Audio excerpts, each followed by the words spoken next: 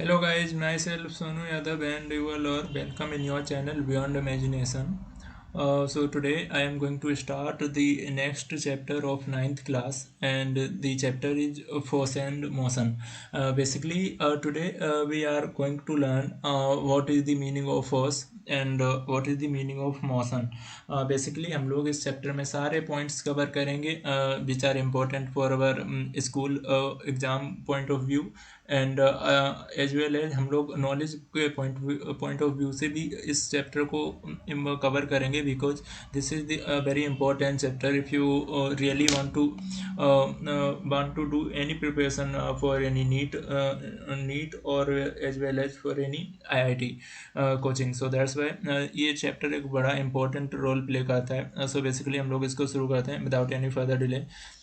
Basically इस chapter को देखें, सबसे पहले फोर्स समझते हैं. बेसिकली फोर्स होता क्या है, अगर एक सिंपल टर्म में बात करें फोर्स की, तो फोर्स को हम लोग डिफाइन करते हैं. Force is defined as push और पुल. बेसिकली किसी भी ऑब्जेक्ट को अगर तुम पुश करोगे तो वो ऑब्जेक्ट मूव करने लगेगा. बेसिकली जैसे ये बंदा देखो साइकिल पर बैठा हुआ है, जब पैडल मार रहा है तो बेसिकली यहाँ से मूव कर रही है साइकिल. कौन सी डायरेक्शन में मूव कर रही है? राइट साइड डायरेक्शन में. ठीक है. ऐसे ही जब और इसके अपोजिट में क्या फोर्स लग रहा है, देखो अगर एक कोई बॉडी है वो ट्रेवल कर रही है तो राइट अगर साइड में ट्रेवल करेगी तो लेफ्ट साइड में क्या वो वहाँ पर अपोजिट फोर्स लग रहा होगा. सो that's why that object is moving clearly. ये लेफ्ट साइड भी इसका कुछ फोर्स लगेगा. ठीक है. और नीचे इसमें फ्रिक्शन भी लगता है. हम लोग सारे पॉइंट्स को कवर करेंगे one by one, don't worry. Just तुम इस वीडियो के साथ बने रहो.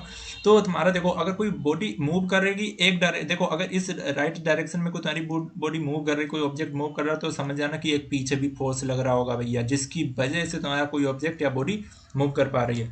सो अगर हम लोग डेफिनेशन देख लें, what is the definition of force? A force is the effect that में produce a change in the motion state, the size और the shape of a body. Basically क्या कहने का मतलब हुआ, एक फोर्स ऐसा इफेक्ट प्रोड्यूस कर देता है किसी भी बॉडी में जिससे क्या होता है उस ऑब्जेक्ट का मोशन जो स्टेट है वो चेंज हो जाता है. जैसे ये वाला जो ऑब्जेक्ट है पहले वो ग्राउंड पे रखा था, ऐसे आराम से रखा था रेस्ट पे. ठीक है. ये तुम्हारा पहले रेस्ट पे रखा था, बट जैसे ही तुमने यहाँ से कुछ फोर्स लगाया तो ये मूव करेगा राइट साइड डायरेक्शन में. ठीक है. राइट साइड डायरेक्शन में मूव करेगा तो यहाँ पर मोशन होने लगेगा इस ऑब्जेक्ट. ओके. अगर तुमने सपोज करो ये ऑब्जेक्ट स्टेशनरी है, रेस्ट पे रखा है. ठीक है. ये मैंने दीवार बना दी इसके आगे ऐसे इस सपोज करो मैंने कलर चेंज कर लिया और ये दीवार बना दी मैंने. ठीक है. एक तुम्हारा ये ऑब्जेक्ट रहा, अब तुम इधर से फोर्स लगा रहे हो राइट साइड डायरेक्शन में, लेकिन इधर दीवार लगा रही, ये भी कुछ फोर्स लगा रही और ये ऑब्जेक्ट मूव भी नहीं कर रहा. तुम अगर एक बार ऑब्जेक्ट से ज़्यादा फोर्स लगा दोगे ना तो क्या होगा, ऑब्जेक्ट है वो तुम्हारा घुस जाएगा इसके अंदर. तो इससे क्या होगा, इसका जो शेप है वो चेंज हो जाएगा. सो दैट सिंपली मीन्स कि अगर तुम ज़्यादा फोर्स लगा दोगे तो उसका साइज भी चेंज हो सकता है, और उसका अगर तुम सिंपली फोर्स लगाओगे किसी भी ऑब्जेक्ट पे तो वो मूव कर जाएगा. Okay. So this is the simple definition. A force is the effect that में produce a change in the motion state of the और as well as the size और the shape of a body. Okay.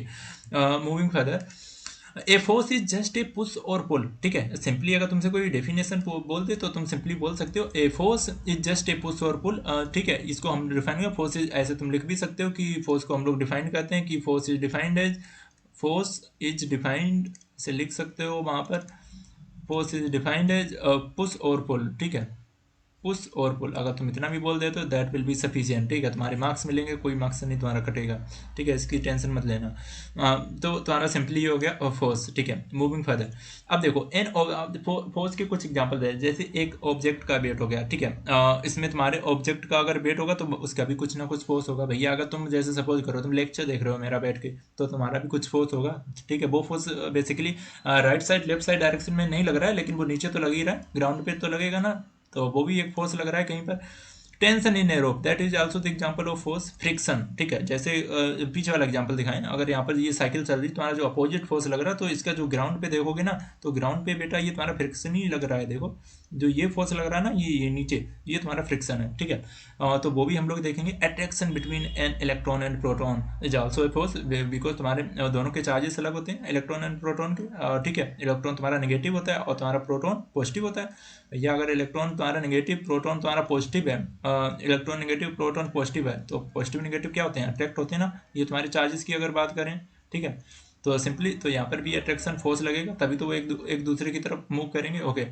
Force is a vector, force is a vector का simply meaning क्या है? Vector, vector का अगर देखो meaning समझे, vector में क्या होता है, तुम्हारा वेक्टर में जो डायरेक्शन है, ठीक है, डायरेक्शन इंक्लूड रहता है, डायरेक्शन इसमें रहता है। फोर्स में देखो तुम अगर किसी भी ऑब्जेक्ट, जैसे सपोज जिस वाले ऑब्जेक्ट के ऊपर फोर्स लगा रहे हो तो एक डायरेक्शन में लगा रहे हो ना, सो दैट्स वाई फोर्स को हम लोग डिफाइन करते हैं, force is a vector quantity. Vector का मतलब जिसमें डायरेक्शन हो, तो तुम्हारे फोर्स में डायरेक्शन होती है, इसलिए तुम इसमें लगाओगे डायरेक्शन। स्पीड क्या वेक्टर क्वांटिटी है? अगर स्पीड का मैं एग्जांपल दूं, स्पीड क्या वेक्टर क्वांटिटी है बेटा आपकी? स्पीड नहीं वेक्टर क्वांटिटी, बिकॉज स्पीड तुम किसी भी डायरेक्शन में, सो स्पीड का केवल हम लोग क्या देखते हैं? मैग्नीट्यूड देखते हैं, ठीक है, इसमें कोई डायरेक्शन नहीं। तो force is a vector quantity. Okay, moving further, bodies don't have to be in contact to exert force on each other, these are called field forces, ठीक है। ग्रेविटी, ये हम लोग देखते हैं आगे कौन कौन से फोर्सेस हैं, फंडामेंटल देखते हैं फोर्सेस ऑफ नेचर क्या है। देखो सबसे पहले ग्रेविटी का कंसेप्ट कहाँ आता है? ग्रेविटी हम लोगों की क्या है? डाउनवर्ड लगती है, ठीक है। अपवर्ड, अपवर्ड से तुम्हारी जो ग्रेविटी है बेसिकली वो कहाँ लगेगी? अपवर्ड पोजीशन से तुम्हारी डाउनवर्ड लगती है ग्रेविटी, ठीक है। जैसे ये ऑब्जेक्ट है या तुम ही बैठे हो, तुम्हारा कुछ मास होगा, ठीक है, मास है वो तुम्हारा, अगर नीचे उसका ऑब्जेक्ट का मास हो, ग्रेविटी जी तुम्हारे नीचे आओगे तो कुछ ग्रेविटी लगती है, ठीक है, तभी ऑब्जेक्ट नीचे गिरता है। सो दैट्स वाई ग्रेविटी यहाँ पर तुम्हारा रोल प्ले करती है। और जी की वैल्यू हम लोग जनरली 9.8 लेते हैं, जब तुम्हें कैलकुलेशन थोड़ा ईजियर बनानी हो तो तुम वहाँ पर एक और वैल्यू ले सकते हो 10, ठीक है। It is totally depend on you. If in the question given you have to take the value of g is equal to 9.8 and then just put the value of g is equal to 9.8 in your question. Otherwise you can also take the value of g is equal to 10. Okay, moving further, gravity basically होता क्या है? What is the meaning of gravity? Here we can see attraction between any two bodies. Attraction basically अगर तुम नीचे वाला example आ जाओ, नीचे देख लेते हैं attraction between any two bodies क्या होता है। जैसे जो एप्पल है, देखो जो तुम्हारा एप्पल है ना, ठीक है, एप्पल तुम्हारा नीचे गिर रहा ना, ऊपर से देखो तुम्हारा एप्पल था ऊपर, ठीक है, इस वाले पेड़ से, वो जमीन में गिर रहा, वो अट्रैक्शन ही तो है, उसमें ग्रेविटी। जैसे अगर तुम्हें ये नहीं समझ आया, जैसे मैंने एक तुम्हें एग्जांपल दिया था चार्ज वाला, एक तुम्हारा प्रोटॉन हो गया ये, ठीक है, प्रोटॉन मान लिया, और एक मैंने इलेक्ट्रॉन ले लिया, ठीक है, इलेक्ट्रॉन थोड़ा नेगेटिव होता है, इसमें भी तो अट्रैक्शन है, ये भी एक तरफ जाएंगे तो वहां पर भी तो मास, अगर कोई प्रोटॉन का चार्ज है, ठीक है, उसका भी तो कुछ तो मास होगा, कोई नहीं बिल्कुल चुन्नू भर तो कुछ तो चार्ज है ना, तो वो भी अट्रैक्ट होंगे ना, तो वहां पर भी ग्रेविटी का रोल प्ले होता है। ओके, मूविंग फर्दर, अब हम लोग देख लें इलेक्ट्रोमैग्नेटिक क्या होते हैं। Force between two varies attractive और रिपल्सिव, सिंपल सा मीनिंग, हम लोगों ने बचपन में क्या, हम लोगों ने वो मैग्नेट वाले वो बहुत सारे गेम खेले हैं, जहाँ पर एक अपना जो मैग्नेट होता है इस शेप का, ठीक है, एक उसमें नॉर्थ पोल होता है और एक साउथ पोल होता है, तो ये तुम्हारा नॉर्थ पोल इधर, साउथ पोल इधर। अगर देखो नॉर्थ साउथ पोल दोनों अपोजिट पोल हैं, दो तुम्हारे चुंबक के, ठीक है, मैग्नेट के, तो क्या होंगे? ये अट्रैक्ट होंगे, ठीक है, ये तुम्हारा अट्रैक्ट नेचर शो करेंगे। अदर दोनों पोल्स हैं मैग्नेट के, वो सेम आ गए तो वो क्या करेंगे? रिपेल करेंगे, ठीक है। तो यहाँ पर कौन कौन से नेचर, एक तो तुम्हारा रिपेल्सन और एक तुम्हारा कौन सा काम आता है, एक तुम्हारा अट्रैक्शन, ठीक है। तो ये तुम्हारी इलेक्ट्रोमैग्नेटिक की बात हो गई।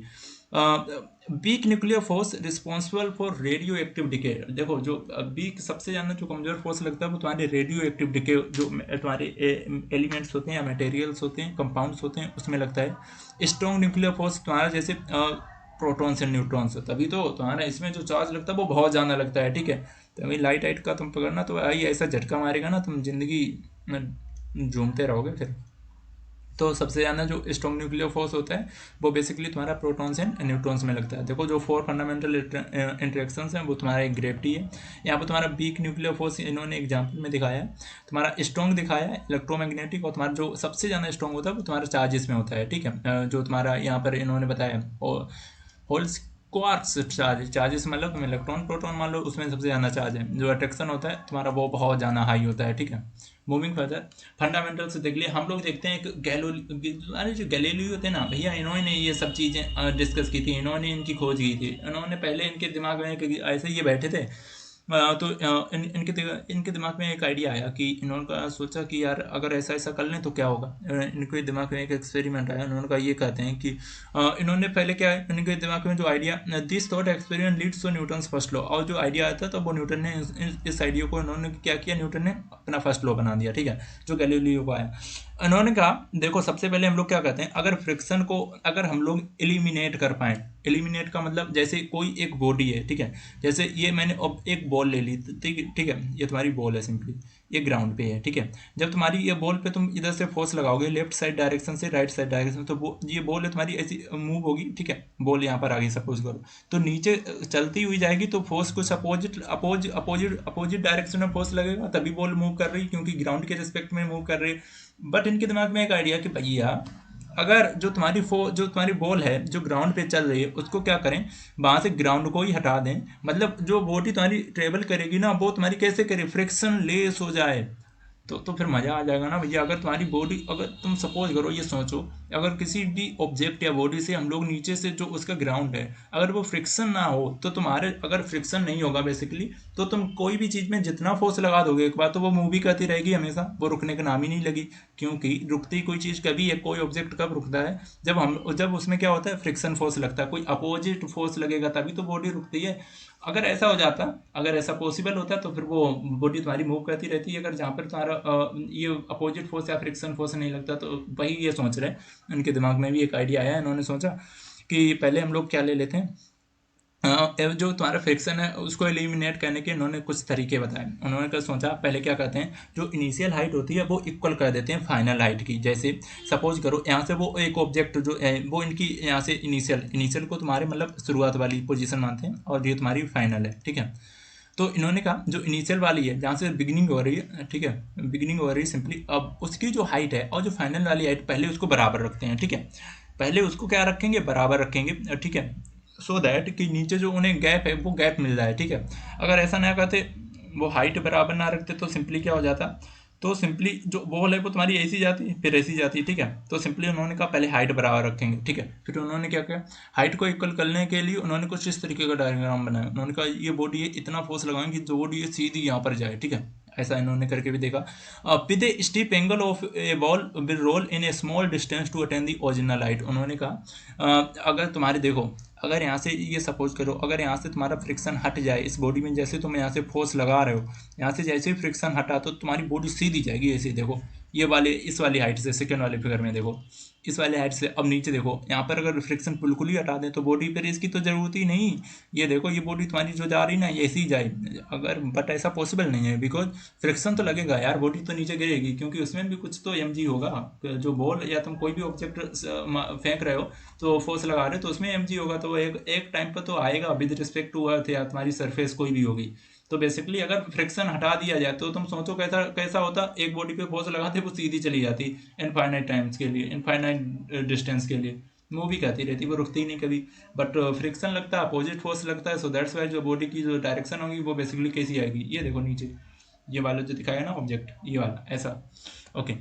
न्यूटन्स के लाज पढ़ते हैं, न्यूटन्स लॉ ऑफ मोशन हम लोग देखते हैं कि न्यूटन्स ने क्या क्या लॉ दिए अपने। बेसिकली हम लोगों ने कुछ इसका एग्जांपल जो रिकैप था वो हम लोगों ने मोशन वाले चैप्टर में पढ़ा था, बट एक बार again we are going to revise क्या न्यूटन्स के लॉ हैं। सो न्यूटन्स जो फर्स्ट लॉ कहता है उसमें तुम्हारा लॉ ऑफ इनर्शिया पे बेस्ड है तुम्हारा न्यूटन्स का फर्स्ट लॉ। उसमें ये कहते हैं an object at rest tends to remain at rest and an object in motion tends to remain in motion at constant velocity. तो कांस्टेंट का मतलब क्या हुआ, जो वेलोसिटी उसमें दे दी तो वो तुम्हारी कांस्टेंट वेलोसिटी से ही मूव करता रहेगा, ठीक है, वो चेंज नहीं होगी unless acted upon by a net force, जब तक कि क्या हो उस पर कोई दूसरा फोर्स ना लगने लगे।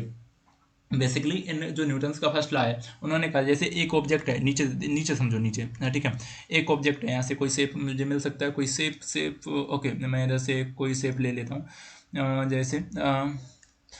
जैसे ये समझो, ये तुम्हारी बॉल है, ठीक है, ये मैं बॉल ले लेता हूँ इधर से तुम्हारे, ये ठीक है, ये तुम्हारी बॉल है, ठीक है, और इस बॉल में क्या है, हमने फोर्स लगाया इधर से, ठीक है, और तुम्हारी ये सरफेस है इस ठीक है, इस सरफेस पे तुम्हारी ये बॉल तुम्हारी ट्रेवल कर रही है, ठीक है, ओके, ये ट्रेवल कर रही, वो जो फोर्स लग रहा है वो हम लोगों ने इधर इधर डायरेक्शन से लगाया, जो फोर्स हम लगा रहे हैं इस पर वो बेसिकली हम लोग इधर लेफ्ट डायरेक्शन से राइट डायरेक्शन की तरफ लगा रहे हैं, ठीक है। अब बेसिकली क्या होगा, अगर हम फोर्स इधर से राइट डायरेक्शन में लगाएंगे तो ये तुम्हारी बॉडी है वो मूव करेगी इधर साइड, लेकिन उन्होंने ये बताया था फर्स्ट लॉ ऑफ मोशन में, अगर जब तक हम लोग अगर इस जो बॉल है तुम्हारी इस, अगर जब तक हम लोग इस पर फोर्स ना लगाएं तो ऐसी ये पड़ी रहेगी, ठीक है। अगर जैसे ही फोर्स लगा दिया तो वो मूव करने लगी, तो बस सिंपली यही तुम्हारा लॉ ऑफ इनर्शिया है कि जब तक हम किसी भी बॉडी पर फोर्स लगाएंगे नहीं तब तक वो बॉडी मूव नहीं करेगी, ठीक है। सो इट्स सिंपली से कि an object will always be in rest unless and until we don't apply any external force on that object. या फिर तुम्हारा कोई ऑब्जेक्ट हो सकता है या कोई थिंग हो सकती है या कोई बॉल हो सकती है, that's totally depend on you which object are you going to take in. ये न्यूटन्स का फर्स्ट लॉ था, ठीक है। बेसिकली जो तुम्हारा फर्स्ट लॉ है वो इनर्शिया पे बेस्ड है। ओके, अब देखते हैं हम लोग ऑब्जेक्ट एट, अगर तुम्हारा कोई ऑब्जेक्ट एट रेस्ट है तो क्या होता है। जैसे ये वाला जो तुम्हारा ऑब्जेक्ट है, ये ग्रीन कलर से, ये तुम्हारा कोई एक ऑब्जेक्ट है, ठीक है। इसको एक ऑब्जेक्ट मान के चलना। और इस ऑब्जेक्ट होगा, हमने तुम्हें बताया कोई भी चीज़ होगी तो उसमें कुछ तो मास होगा, चाहे मतलब पॉइंट पॉइंट में ही हो, कुछ तो मास होगा। उसका कुछ मास मान लिया हमने, ठीक है। मास मानने के अलावा उसमें कुछ ग्रेविटी भी लगेगी, भैया ग्रेविटी लगती है नीचे। अगर कोई मास है तो भाई उसमें हर एक चीज़ की कुछ ना कुछ ग्रेविटी लगती है उसमें, ठीक है। तो जैसे यहाँ पे देखो, जो तुम्हारा ऑब्जेक्ट है वो तुम्हारा एक टेबल पे रखा, नीचे तो जो तुम्हारा फोर्स लगे वो mg लगेगा, लेकिन जो अपवर्ड भी तो फोर्स लगा रहा, तभी तो इस पे बैठा है, तभी तो सेटल है। देखो कोई भी तुम्हारा जो ऑब्जेक्ट होता है ना, वो रेस्ट पे तभी होता है जब दोनों में जो अपोजिट फोर्सेस हैं वो इक्वल हों। जैसे यहाँ पर अगर ये डाउनवर्ड अपवर्ड जो तुम्हारा यहाँ पर अगर मैं लिखूँ, तो जो तुम्हारा डाउनवर्ड वाला फोर्स है वो इक्वल होना चाहिए था तुम्हारा किसके फोर्स के, अपवर्ड वाले फोर्स के, ठीक है। तभी तो बॉडी तुम्हारी रखी रहती है, नहीं तो वो फिर कम जाना हो जाए, फिर या तो नीचे ही चली जाए या तो ऊपर चली जाए।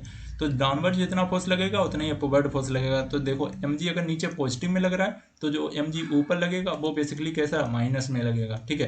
क्योंकि ये दोनों फोर्स हमेशा इक्वल होने चाहिए। An object remains at rest because the forces acting on it are balance, not because there are no forces acting upon it.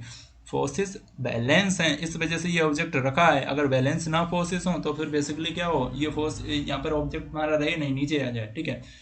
और डाउनवर्ड में हमेशा mg लगती है। जो ग्रेविटी लगती है वो बेसिकली बैलेंस करने के लिए लगती है एक इक्वेशन को जो अपवर्ड फोर्स लग रहा है, ठीक है। सिंपली ये मीनिंग है। अब देखते हैं एसिलरेशन।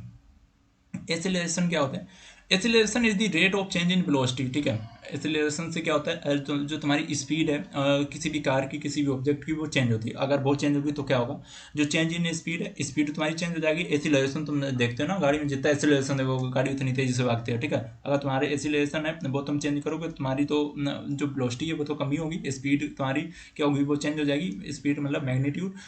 डायरेक्शन, ठीक है, डायरेक्शन भी चेंज होती है। पहले मतलब सपोज करो एसिलेशन तुम बहुत तेजी से दे रहे थे तो उसकी डायरेक्शन मतलब स्ट्रेट थी, लेकिन जब एसिलेशन स्लो कर दोगे तो उसकी डायरेक्शन भी चेंज होती है, because it's totally depend on acceleration. A change in both magnitude speed and direction, ठीक है। या तो फिर दोनों चीज़ें हो सकती हैं, या तो तुम्हारा मैग्नीट्यूड भी मतलब स्पीड भी चेंज हो सकती है, या तो डायरेक्शन। ये टोटली डिपेंड करता है एसिलेशन से क्या क्या चीज़ें हो सकती हैं। या तो तुम्हारी स्पीड चेंज होगी, स्पीड नहीं चेंज होगी तो डायरेक्शन चेंज हो जाएगा, डायरेक्शन नहीं चेंज होगा तो दोनों चीज़ें चेंज हो जाएंगी एक साथ में, ठीक है। That is acylation. न्यूटन्स ने फिर फर्स्ट लॉ दिया। न्यूटन्स का अगर फर्स्ट लॉ हम लोग दोबारा से देख लें, the velocity of an object remains unchanged unless acted upon by a net force. उन्होंने कहा कि जो वेलोसिटी होती है किसी भी एक ऑब्जेक्ट की हमेशा अनचेंज रहेगी जब तक कि हम लोग उस पर कोई नेट फोर्स ना लगाएं, कोई एक्सटर्नल फोर्स ना लगाएं। That simply mean N object will experience acceleration if acted upon by a net force. और किसी भी ऑब्जेक्ट पे अगर तुम कोई फोर्स लगा दोगे, नेट फोर्स लगने लगेगा तो ऑब्जेक्ट को लगेगा, उसे एक्सीलरेशन मिल गया तो वो घूमने लगता है। इनर्शिया का एग्जांपल देखो, इनर्शिया का एग्जांपल बहुत बेटर है। जो तुम्हारे स्पेस में अंतरिक्ष वगैरह जाते हैं ना, वहाँ पर क्या होता है, ये वाला देखो एस्ट्रोनॉट वगैरह।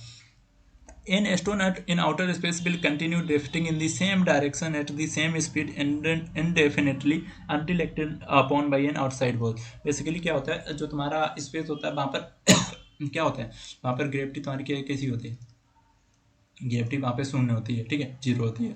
सो बेसिकली इसलिए क्या होता है, जो तुम्हारा एस्ट्रोनॉट में अगर वो तुम्हारा कहीं मूव कर रहा है तो वो बेसिकली वैसे ही मूव करता रहता है, कोई दिक्कत नहीं होती है, ठीक है, उसी सेम डायरेक्शन में सेम स्पीड से, ठीक है, इनडेफिनेट टाइम के लिए, ठीक है। वहाँ पर कोई जब हम लोग अर्थ वगैरह पे आ जाते हैं तो फिर ग्रेविटी लगने लगती है तुम्हारी 9 और 10। इस वजह से सारी ऑब्जेक्ट तुम्हारे अर्थ पे ही है, नहीं तो फिर उड़ते हैं हम लोग स्पेस जैसे जैसे एस्ट्रोनॉट उड़ते हैं, ठीक है। अनलेस एंड अनटिल हम लोग कोई आउटसाइड या एक्सटर्नल फोर्स ना लगाएं स्पेस में किसी भी एक एस्ट्रोनॉट पे, तो तब तक उसकी डायरेक्शन या मूवमेंट चेंज नहीं होगा, अदरवाइज वो उसी कांस्टेंट डायरेक्शन के साथ मूव करता रहेगा। इनर्शिया का अगर सेकेंड एग्जांपल देखें, ये वाला देख लो, इनर्शिया का second example. If you are driving at a car at 100 kilometre per hour and have an accident. Basically वो कहता है भाई बहुत गलत एग्जांपल लिया है, बट एक बार देखते हैं इसको।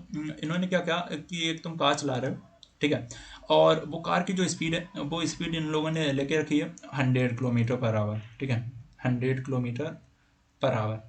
फिर वो कहते हैं अगर तुम्हारा ऐसा होना नहीं चाहिए, वो कहते हैं तुम्हारा एक्सीडेंट हो जाता है, ठीक है, बाई चांस तुम्हारा इतनी स्पीड पे गाड़ी चलाओगे तो क्या ही होगा, इतनी स्पीड पे गाड़ी चलानी नहीं है। अगर एक्सीडेंट हो जाता है तो तुम्हारी कार क्या होगी, योर कार में come to a stop in an instant. वो कहते हैं एक तो चांसेस है कि तुम्हारी कार जैसी किसी एक सामने वाले ऑब्जेक्ट से टकराई तो तुम्हारी कार तुरंत रुक गई। Otherwise while your body is still moving, अगर जैसे तुम्हारी कार वहाँ पर जैसे ही तुम टकराओगे तो जैसे तुम्हारी कार रुकेगी, लेकिन जो तुम्हारी बॉडी का अपर वाला पोर्शन है वो तुम्हारा अभी भी मूव कर रहा होगा। वो कितनी स्पीड से मूव कर रहा होगा, वो तुम्हारा मूव कर रहा होगा 100 किलोमीटर पर आवर की स्पीड से। विदाउट ए सीट बेल्ट क्या होगा, तुम्हारा जो है इनर्शिया की वजह से जो तुम्हारा बॉडी है, जो तुम्हारा सिर है, वो तुम्हारा सीधा टकराएगा जाके आगे स्टीयरिंग पे। So that's why there are more chances for damaging your body. So इसलिए बोला जाता है कि सीट बेल्ट को लगा के रखना है, बिकॉज तुमने ये चीज़ एक्सपीरियंस की होगी जब तुम बस में बैठते हो, जो बस एकदम तुरंत स्पीड पकड़ ले तो अपनी जो बॉडी होती है वो अपर वाली जो बॉडी होती है वो बैक साइड जाती है, अगर कोई स्पीड से कार स्टार्ट हो जाती है तो वो अपर में क्यों जाती है, because due to the law of inertia. हम लोगों की नीचे वाली बॉडी तो जो पैर तक जहाँ तक बैठे होते हैं वहाँ तक तो अपनी बॉडी बस के साथ ट्रेवल करने लगती है, बट अपर वाला जो पोर्शन होता है वो रेस्ट पे ही रहता है, इस वजह से ऐसा होता है। सो उन्होंने इसी का एग्जाम्पल लिया है। न्यूटन्स का सेकेंड लॉ कहता है जो फोर्स होता है वो इक्वल होता है मास इनटू एक्सीलरेशन के। भैया जितना तुम फोर्स तुम जितना होगा, फोर्स बेसिकली तुम्हारा जितना भी मास होगा और जितना भी एक्सीलरेशन होगा, ठीक है, वो तुम्हारा दोनों का कॉम्बिनेशन है फोर्स, ठीक है। फोर्स ये भी ध्यान रखना, फोर्स कैसा है, एक वेक्टर क्वांटिटी है, ठीक है। वेक्टर वेक्टर बोले तो भैया वेक्टर का सिंपली मीनिंग है, वेक्टर इसमें डायरेक्शन होती है, ठीक है, कहीं भी फोर्स लगाओगे तो एक डायरेक्शन निर्धारित होगी पहले से। Okay, second law of motion का देखें, फोर्स इक्वल मास टाइम्स एक्सीलरेशन, ठीक है। बेसिकली फोर्स जो है वो तुम्हारा इक्वल होता है mass times of an acceleration. The net force of an object is equal to the mass of the object multiplied by its acceleration. This is the second law of motion, ठीक है, कि जो net force लगेगा किसी भी object पे वो तुम्हारा इक्वल होगा जो भी मास पे हम लोग ऑब्जेक्ट पर एक्सीलरेशन लगा रहे होंगे, ठीक है। यहाँ पर देखो तुम्हारा एम है वो मास है और वो केजी में लिया, एक्सीलरेशन मीटर पर सेकेंड स्क्वायर में लेते हैं, ठीक है, मीटर पर सेकेंड स्क्वायर। और एफ नेट फोर्स तुम्हारा है वो केजी पर मीटर सेकेंड स्क्वायर को देखो तो हमेशा जो फोर्स है वो तुम्हारा न्यूटन में आता है, ठीक है, न्यूटन में कंसीडर करते हैं। और F net is sometimes written as कैसा लिखा जाता है, ऐसा देख लो, ऐसा सिग्मा है, आप इसको भी ऐसा भी लिख सकते हैं क्योंकि पूरा ऐड करके लिखते हैं ना हम लोग, इस वजह से। ओके, अब मूविंग फर्दर, अब देखें सेकेंड लॉ जो तुम्हारा एफ नेट इजकल टू, ये कुछ नहीं है, बस फोर्स इजकल टू तुम्हारा क्या मास इनटू एक्सीलरेशन है, इतना याद रखना है। ये सेकेंड तुम्हारा सेकेंड लॉ ऑफ मोशन है, ठीक है। Okay, moving further, okay okay, आगे आगे बढ़ते हैं। ग्राफ देखो, graph of F net versus acceleration का, ठीक है। ये यहाँ पर ए का सिंपली मीनिंग क्या है, ए का सिंपली मीनिंग है, ए का सिंपली मीनिंग है तुम्हारा क्या सिंपली मीनिंग है, देखो ए का सिंपली मीनिंग है एक्सीलरेशन, ठीक है, एक्सीलरेशन। और तुम्हारा जो एफ है वो तुम्हारा फोर्स है। जो ग्राफ बनेगा वो एफ नेट एंड एक्सीलरेशन का वो कुछ इस तरीके से बनेगा, ठीक है।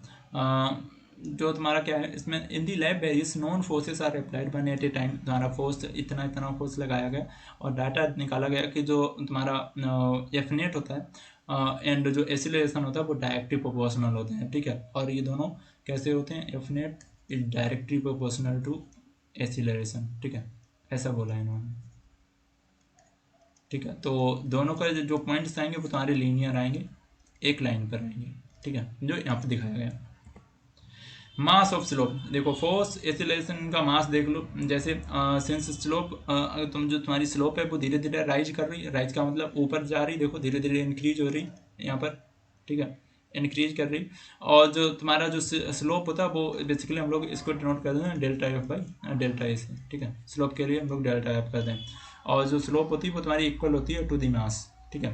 तो इस वजह से जो तुम्हारी मास है वो उसको del F by del A भी लिखते हैं, ठीक है। तो यह ध्यान रखना। तो डेल ए वो तुम्हारा नीचे वाला पोर्शन रहता है, एक्स एक्सिस पे रहता है, और ये तुम्हारा फोर्स बाय डायरेक्शन है, ठीक है। Okay, Newton's third law, Newton's का थर्ड लॉ कहता है कि every reaction has an equal and opposite reaction. इसका मतलब भैया समझ रहे हो क्या है? जैसे जैसे जैसे जैसे ये चीज़ सोचो कि जैसे सपोज करो अगर ये वाला लो होते ही नहीं तो हम लोग ट्रेवल कर ही नहीं पाते, हम लोग मूव कर ही नहीं पाते अर्थ पर, बिकॉज अगर जब तक अपोजिट फोर्स नहीं लगेगा हम लोग आगे बढ़ सकते क्या? और तभी तुम्हारा ये थर्ड लॉ है, इसी की वजह से तुम्हारा फ्रिक्शन भी आता है। फ्रिक्शन भी इसी वजह से आता है, जैसे कोई एक ऑब्जेक्ट मूव कर रहा है इस डायरेक्शन में, तो वो नीचे इस पर कुछ फोर्स पीछे लगा रहा होगा तभी तो आगे मूव कर पा रहा है। तो I hope you simply understand third law के क्या है। फोर्स ऑलवेज ओकर इन पेयर्स, ठीक है। और जो फोर्स लगता है तुम्हारा वो बेसिकली होता है क्या, जो फोर्स होता है अप्लाइड फोर्स, अप्लाइड फोर्स वो बेसिकली होता है तुम्हारा इक्वल टू अपोजिट फोर्स, ठीक है। अपोजिट फोर्स,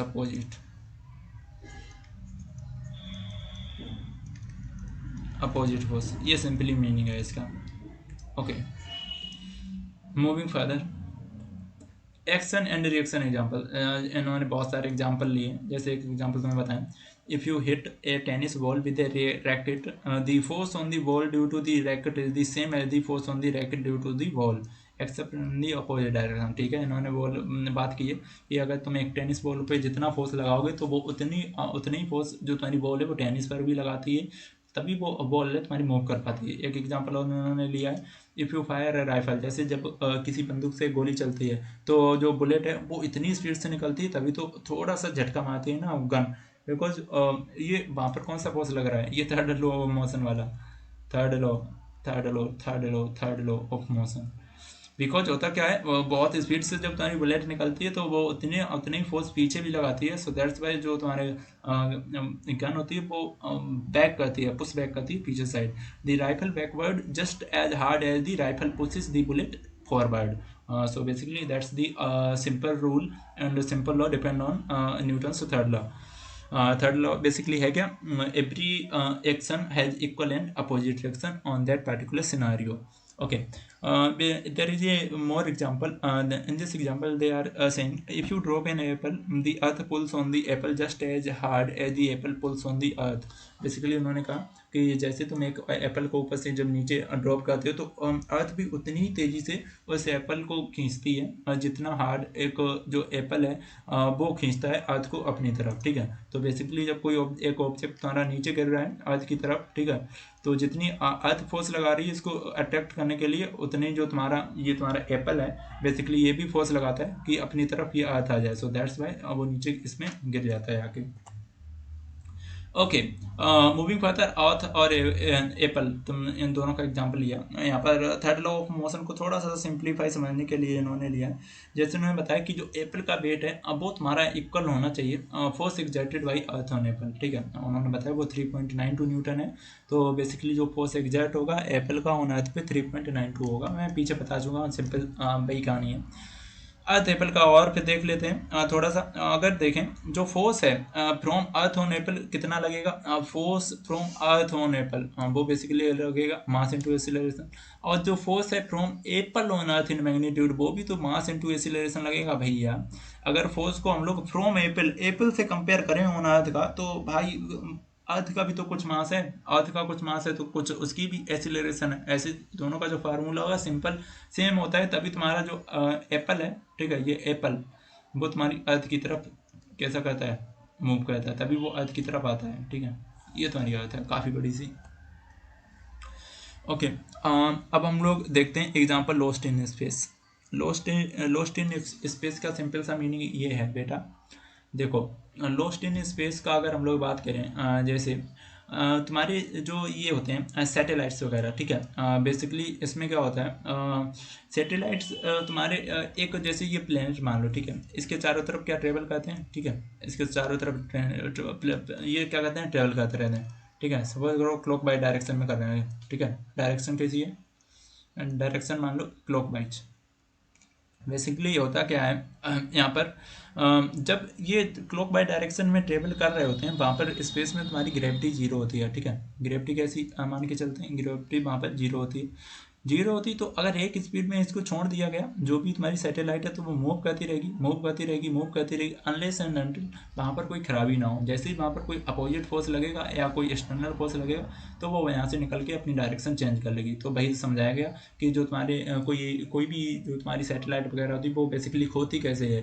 बेसिकली वो इसके चारों प्लेनेट जो तुम्हारा है, इस प्लेनेट के चारों तरफ तो घूमती रहती है, बट जैसी कोई एक्सटर्नल या खराबी हुई तुम्हारी सैटेलाइट में, तो वो अपनी डायरेक्शन चेंज कर देती है, और फिर जिस डायरेक्शन में वो चलेगी तो फिर वो वापस नहीं आ सकती। ठीक है, सो that's the simple concept.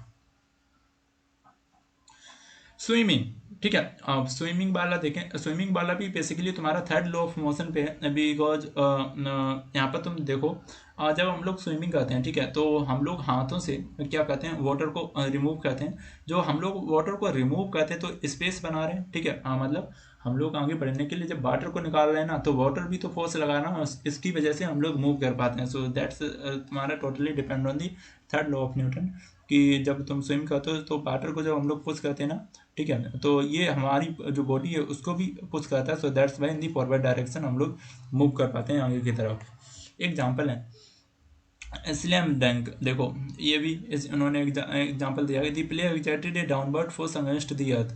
Player एक नीचे की तरफ फोर्स लगा रहा है, बिकॉज वो हवा में है, सो दैट्स वाई उसका फोर्स नीचे लग रहा होगा। और जो अर्थ है वो भी तुम्हारा एक्सर्ट कर रही है एक रेसिप्रोकल फोर्स, उसको भी अपवर्ड फोर्स लगा रही होगी, बिकॉज तभी तो वो हवा में रह पा रहा है। दोनों का फोर्स एक पोजिशन पर एक टाइम पर इक्वल होगा।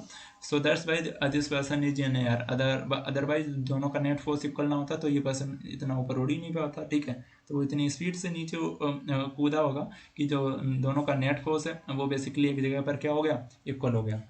Okay, so these are the example, जैसे demolition there by when two cars of different size collide the force on each other the same but in opposite direction. Basically उन्होंने कहा अगर कोई दो कार टकराते भी हैं, अगर उनका जो साइज है वो डिफरेंट है, ठीक है, तो फोर्स तो दोनों पे लगता है, बट ये जरूरी नहीं कि जो फोर्स लग रहा है वो दोनों पे सेम लगे, ठीक है, वो उनकी डायरेक्शन अलग हो सकती है। ठीक है, the same force on a smaller car means A bigger acceleration. ठीक है, जो कोई छोटा ऑब्जेक्ट होगा तो उस पर ऑब्वियस बात है जो फोर्स लगेगा वो थोड़ा सा ज़्यादा लगेगा।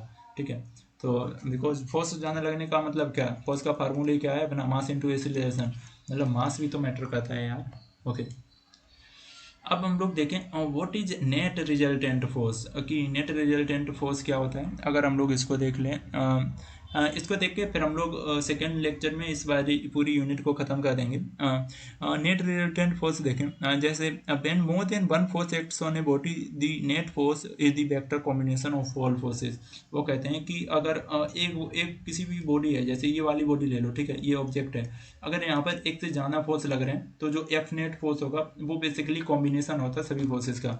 जैसे यहाँ पर F1 F2 F3 है, अगर एफ नेट निकालोगे तो तुम्हारा सिंपल हो जाएगा F1 plus F2 plus F3। ठीक है, so this is the called net force. Net force का सिंपली मीनिंग होता है कि sum of all the forces, sum of all the forces